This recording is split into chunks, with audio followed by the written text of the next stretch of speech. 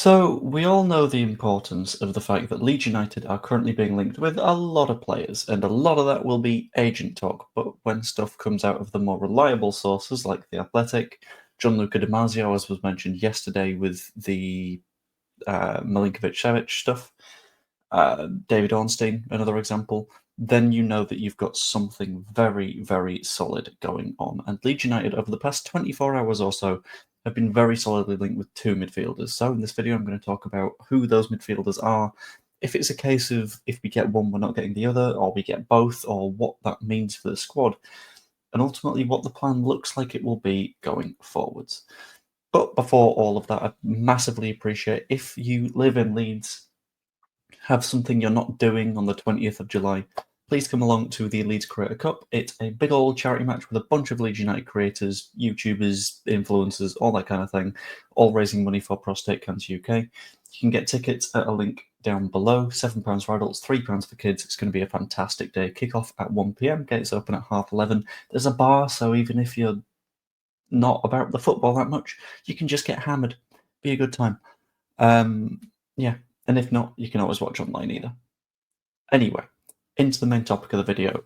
The two midfielders we have linked, I'm going to go through one by one and then just sort of like weigh up what that all means. So the first one is Anton Stack. Anton Stack is one of those players that you occasionally hear about, sort of hovering in the world of football, and you're like, oh, I guess that guy must be quite good, but you'd never really pay that much attention. I think we should be paying attention. Stack, for the past few years, has been viewed as a fairly solid defensive midfielder. He's currently playing at Hoffenheim on about €35,000 a week, and his numbers are frankly ridiculous. Defensive numbers specifically, I'm going to run you through right now.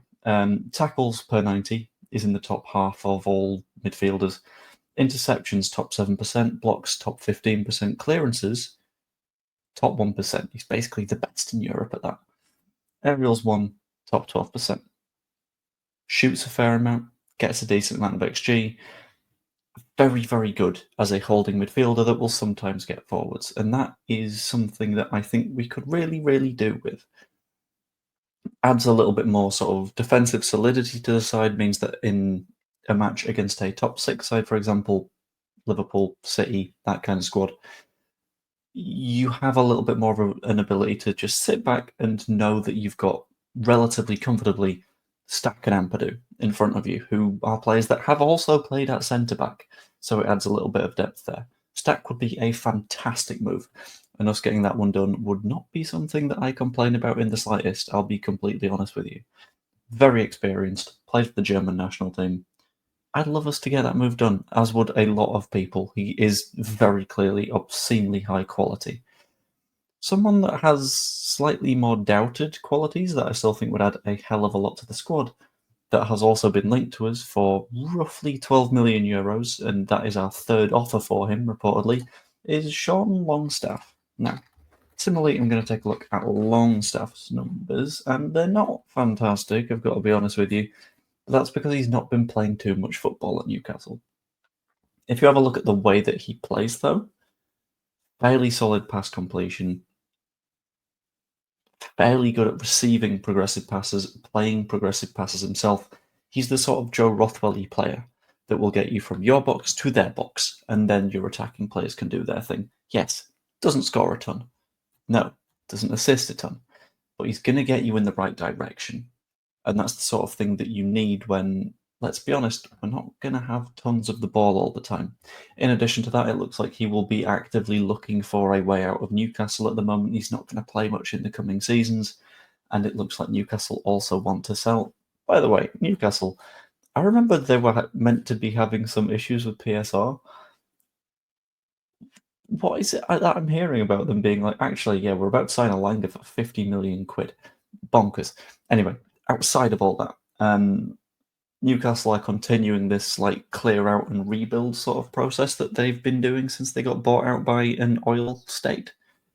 So I feel like Longstaff isn't the worst of options for us because he's not going to cost too much. Again, 10 to 12 million euros is roughly what we've been bidding so far. And hopefully that's able to get it across the line. If it is, I think he'd be a reasonably strong addition to the squad.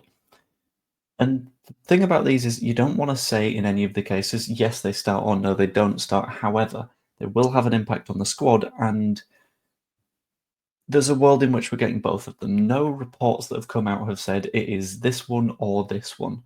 It's a fairly decent chance for looking at signing both of those players and looking at the squad that could invite some questions around Gruev's future. Ilya Gruev, we know, is a damn good footballer. He's very good at what he does. Like we know this, but what he does isn't set a relatively high attacking pace. What he does is the holding midfield stuff. Stack also does that, as does Ethan Ampadu. And Ethan Ampadu is the club's captain. So of him and Gruev, in terms of players that are probably going to be leaving and on the way out, it's not going to be Ampadu. So this invites a little bit of a question around, does Ilya Gruev stay at the club in the event that Longstaff, sorry, it's been a long day, and Stack both come in? Probably not, because at that point your midfield options are Stack, Ampadu, Tanaka, Longstaff. You add Gruev to that, you're just paying wages for someone that's not really going to get minutes. And yes, you need a bit of depth in the Premier League, but do you need a fifth midfielder that does the same role as what two of the other midfielders do, and Tanaka can also do that? I'm not convinced. There's also a big question around what happens after those two. So after Longstaff, after Stack, and after we announce Gudmundsson, that'll probably come in the next couple of days. Today has been the sort of physical, that was a fun hiccup, the physical testing sort of day at training. I don't know if they're doing that at Leeds Beckett again, but if they have been, Gudmundsson won't be there with them because you will have had to sneak him in the building and out of the building. Yeah, after those two, it looks like goalkeeper will be a very big priority because we keep being linked to more and more goalkeepers. Beyond that, striker, definitely be a conversation. I've seen more stuff hovering around Callum Wilson in the past couple of days, and I will be completely honest with you. I would rather we weren't particularly linked with Callum Wilson. That feels like that's potentially a very, very bad idea, because if we're saying Pat Bamford is too injured and when he's playing he's reasonable but he's not playing enough, you don't fix that by signing Callum Wilson. You just get another player that does the same thing. But that's a conversation for another day. The winger conversation is still ongoing. We're not linked with a ton of players, but I would quite like us to get one because I don't really want Jack Harrison back. Yeah. Ultimately, signing Gudmundsson, Stack, and Longstaff would be a delicious few days of transfer window and will put us in a very good position going forwards, no matter how much people will look at Longstaff and go, he's not an exciting name. That's fine. It doesn't need to be exciting, just needs to do a job. Anyway, ultimately, as always, that's all just what I think. Let me know what you think in the comments down below. Like the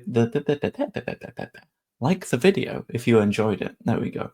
Subscribe if you haven't yet. For every subscriber that I've got at full time during the Creator Cup, which I mentioned earlier, I'll be donating an extra 1p to Prostate Cancer UK, which would be absolutely spectacular if you guys could add to that sum. It's a little button down here.